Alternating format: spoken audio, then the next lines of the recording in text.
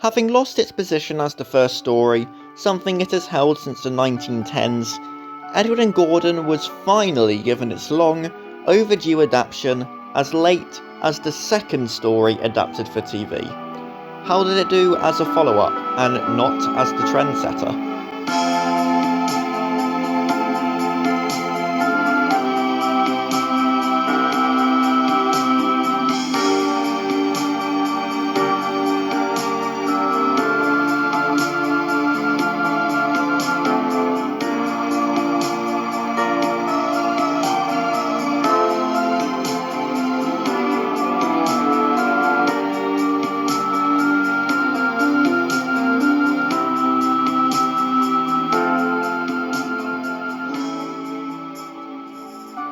This is another episode with a simple plot.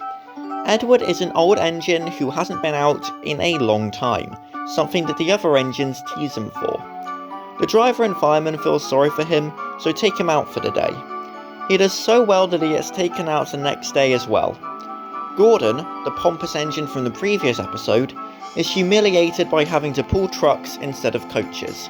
He doesn't even try on Gordon's hill and becomes stuck, so Edward comes to help push. They succeed.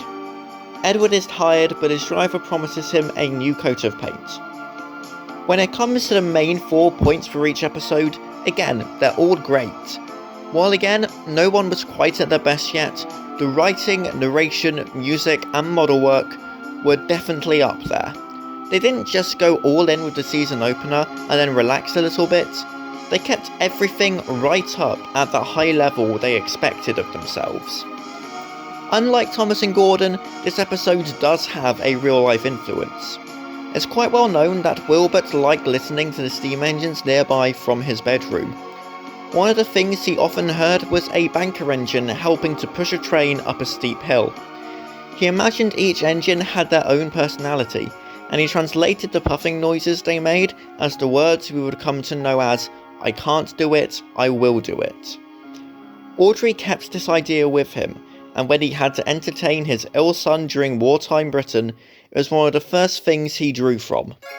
For the first story inspired in some way by real events, a simple, child's imagination of a local railway scene is a good way to go.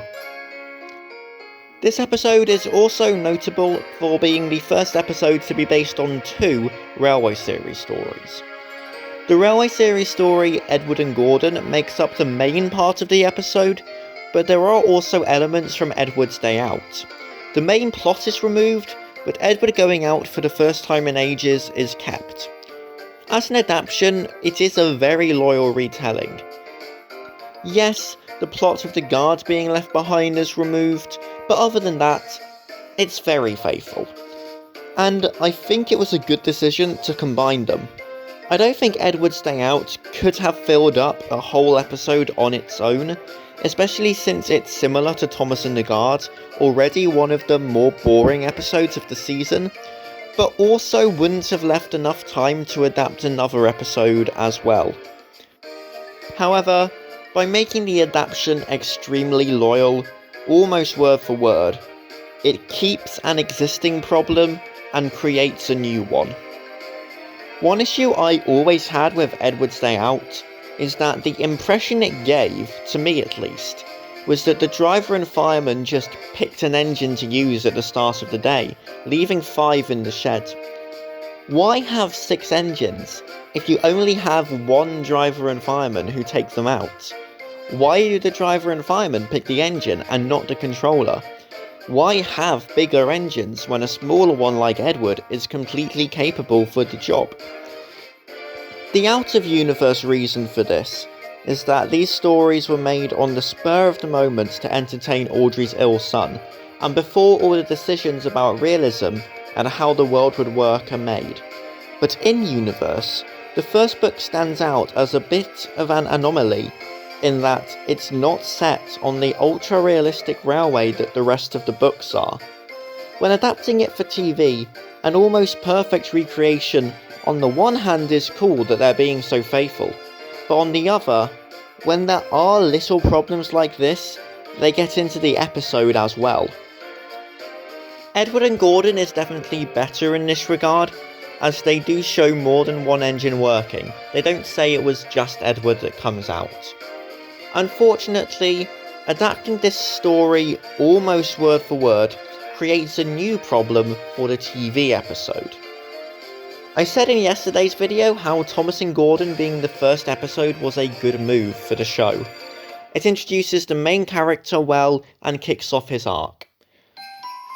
However, that does mean when going for a word-for-word retelling, you have the narrator saying Edward was the smallest engine in the shed, with Thomas being right there. This is something I'm sure a lot of kids noticed. I certainly did. It's not a massive issue, like it doesn't affect the plot, it's purely a visual thing, but when kids can notice an error like this, maybe it's worth changing. I'm not sure exactly how they could have changed it, given it's Thomas's show. He does at least have to have some appearance in the second episode, and there aren't really any other moments where he could have a cameo appearance that made sense. Maybe adapt all of Thomas's book first, so this doesn't come until the 5th episode, and he can be in his branch line shed by then. It's an option, but then the season would have a very slow start, with a run of pretty average episodes to begin with.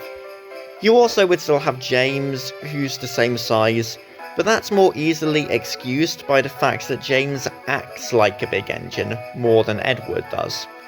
An example is in Trouble in the Shed. The big engines, Henry, Gordon and James, stage a strike, and the small engines, Edward, Thomas and Percy, run the railway. It would still technically be wrong, but it would definitely be less noticeable. Another small issue I have with this being the second episode is Gordon. In the Railway series, over time, Gordon slowly becomes less and less arrogant. Stories where he's a jerk and then gets what he deserves become rarer and rarer, eventually stopping altogether. In Edward and Gordon, he's a jerk just because he can be. In Thomas and Gordon, he's a jerk to get revenge on Thomas, because Thomas was a jerk to him.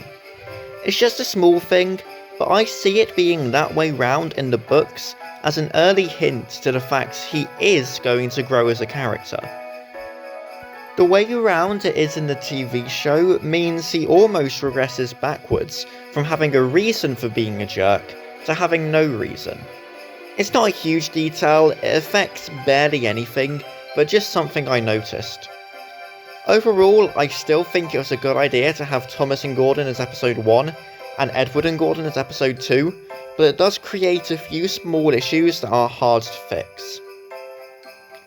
My favourite moment from this episode has got to be the scene where they get over the hill. It's Edward's first proper triumph, and for him being my favourite character, his first triumph is a very memorable one. I had this episode as a great before, and it stays there in my season 1 tier list. Despite all the small issues I've mentioned, it's still a great watch.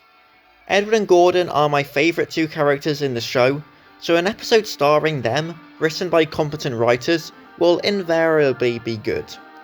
Sure, Gordon getting stuck on his hill is a plot point that does become a bit overused, and the writers did sometimes forget exactly why Gordon's stuck on his hill. The fact that it is overused shows just how good an idea it is. One of the most iconic of the whole show. If you were to stop a random stranger on the street and ask them what episodes they remember from Thomas the Tank Engine, the one where Gordon got stuck on a hill will probably be one of them. So that is all I have to say about Edward and Gordon. I hope you enjoyed this video, please leave a like if you did, and subscribe to the channel if you haven't already so you don't miss out on any of this series. Please comment down below what your thoughts on this episode are, and I will see you tomorrow.